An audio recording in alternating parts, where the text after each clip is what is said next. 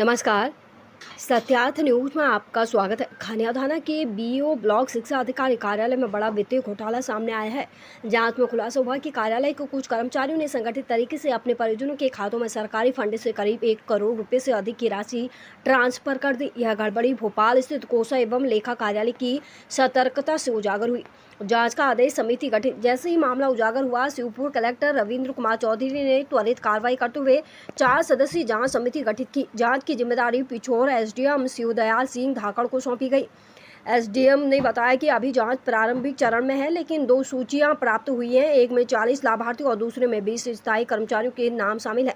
सभी के भुगतान बिलों की बारीकी से मिलान किया जा रहा है। 2018-19 से लेकर 2024-25 तक की अवधि की वेतन मानदेय और एरियर भुगतान की फाइलों में हेराफेरी की आशंका जताई जा रही है। इस दौरान नियमों को ताक पर रखकर कपटपूर्ण तरीके से राशि वितरित की गई। जांच में दोष सिद्ध होने पर संबंधित के खिलाफ कठोर कार्रवाई की जाएगी। सूत्रों के अनुसार घोटालों में संलिप्त कार्यालय के अधिकारियों और बाबुओं के चेहरे मुरझाए हुए नजर आ रहे हैं। जांच की आहट के बाद उनमें हड़कंप मच गया है।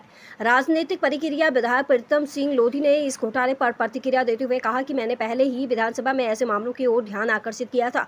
अब पर्दे खुल रही है, दोषी नहीं बचेंगे, जेल जाएंगे। सूत्रों का मानना है कि यह घोटाला अकेला नहीं, यदि खनियाधाना के अन्य शासकीय विभागों की जांच की जाए तो कई और मामले सामने आ सकते हैं। यह एक संगठित नेटवर्क की ओर इशारा करता है जो संभवतः वर्षों से सक्रिय है। जांच प्रक्रिया पूर्ण होने तक संबंधित खाता धारकों और कर्मचारियों के नामों को गोपनीय रखा जाएगा। खनियाधाना से संवाददाता गणेश सोनी की रिपोर्ट।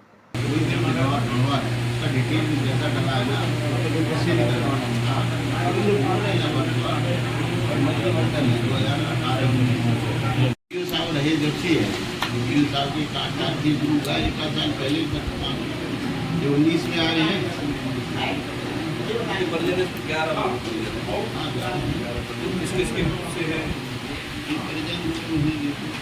ये जांच चल रही है, घोटाला जो सामने आया है, ये जांच कहाँ तक पहुंची और कितने समय तक ये जांच चलेगी, कब तक क्लियर हो जाएगा? ये जो पूरा मामला है संक्षेप में बताएं। ये आयुक्त कोष एवं लेखा से विकासखंड शिक्षा अधिकारी खनियाधाना में कपटपूर्ण भुगतान की जानकारी कलेक्टर महोदय को प्राप्त हुई और कलेक्टर महोदय द्वारा हम लोगों का एक दल गठित किया है। तो हम लोगों ने अभी जांच प्रारंभ की है।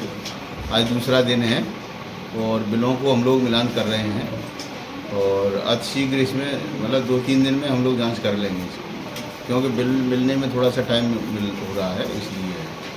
कितने लोगों के होने की संभावना है इसमें? जो उसमें नाम दिए हैं हमें, उसमें 40 लोग क्या है, ये एक लिस्ट में 40 हैं और एक में स्थायी कर्मचारी हैं, उसमें 20 हैं।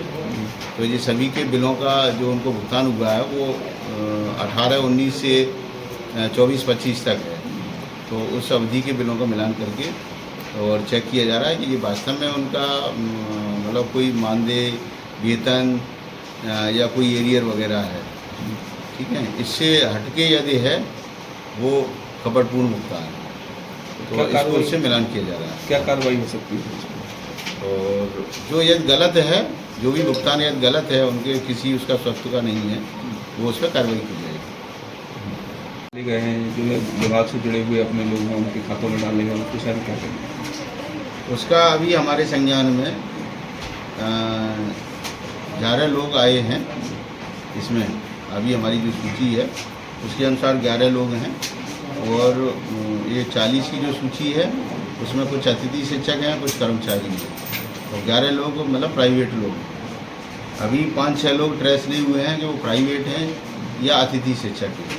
तो वो 6 भी जैसे ही क्लियर हो जाएंगे तो उनमें पता लग जाए कितने निजी हैं। तो ये प्राइवेट लोग हैं 11। तो ये क्या कर्मचारियों के परिजन हैं जिनके खातों में कपटपूर्ण भुगतान हुआ है। इसका अतिशीघ्र हम लोग प्रतिवेदन बना के कलेक्टर महोदय को प्रस्तुत करेंगे। तो सर इस पर इन लोगों पर क्या कार्रवाई हो सकती है? इन पे मतलब कपटपूर्ण भुगतान के लिए कार्रवाई फिर कलेक्टर महोदय डिसाइड करेंगे। कि अभी एक घोटाला निकल के शिक्षा विभाग में खनियाधाना में एक घोटाला निकल के आया, करीब 1 करोड़ से ऊपर की राशि का घोटाला हुआ है, इस बारे में आपका क्या कहना है? शिक्षा विभाग में ही नहीं, यहाँ पर हर विभाग में घोटाला हुआ है। और मैं जैसे ही विधायक बना था, सबसे पहले विधानसभा में बोला भी था कि पिछोर की शिक्षा विभाग के बारे में तो सबसे ज़्यादा बोला था कि फर्जी मार्कशीटों पे जाने कितने कितने घोटाले हुए हैं शिक्षा विभाग में, इनको उजागर किया जाएगा।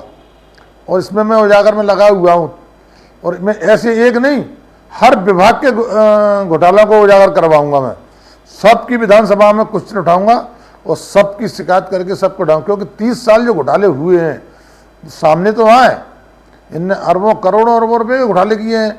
और नहर का आपको पता पड़ ही गया होगा कैसे कैसे घोटाले किए हैं। सौरभ शर्मा का पता पड़ गया होगा ये पैसा कहाँ से आया है। तो ये घोटालों से तो पैसा पहुँचाया पूरा, जितना भी एक जगह इकट्ठा हुआ है। तो आप निश्चिंत रहिए, मैं हर विभाग का घोटाला निकलवाएंगे। मुझे 30 साल का पिछोर विधानसभा का हिसाब चाहिए। अभी 30 वर्ष में अभी तक एक जांच कमेटी नहीं बैठी थी, और ये कलेक्टर महोदय ने अभी एक जांच कमेटी बिठाई है। हमने कलेक्टर महोदय जी से कहा था कि इसकी जांच करवाइए, कमेटी बना के नहीं, जांच करवाइए इसकी इस विभाग में करेंगे ही। अब तो ये पुलिस विभाग में घोटाले हुए हैं वो भी उजागर करने हैं हमें। ऐसा एक भी विभाग नहीं छोड़ना है मेरे को कि जो जिसकी जांच न करवाऊं मैं। यहाँ की जनता को इन घोटालों से आप देखना राहत मिलेगी लोगों को।